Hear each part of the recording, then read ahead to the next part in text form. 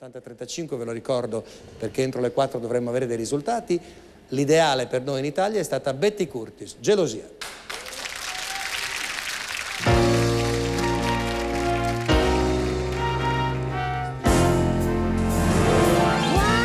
Guardami, che mami, ripetimi, nel cuore sento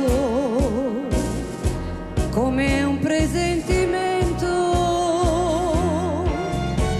Credimi, ti prego, perdonami questo tormento, dice tutto il mio amore.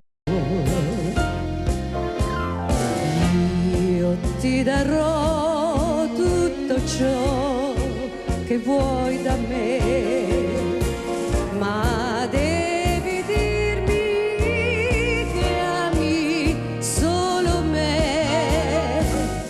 Non mi lascerai, non farlo mai. Io soffro e sai perché.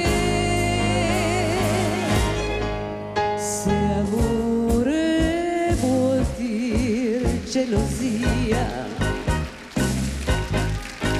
per chi si innamora di te, tu forse non pensi che fai di me, che fai del mio cuore, della vita mia. Se amore vuol dire gelosia, chi mai t'amerà più di me? Io premo al pensiero che un dì un amore ti insegnò ad amare così.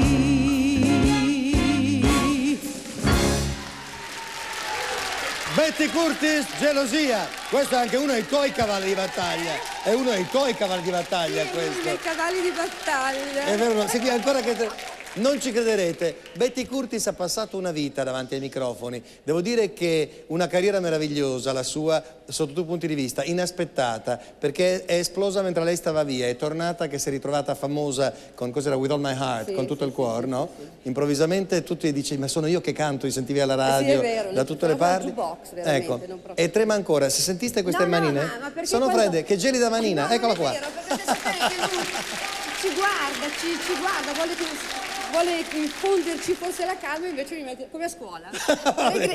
Betty Curtis. Allora, 0369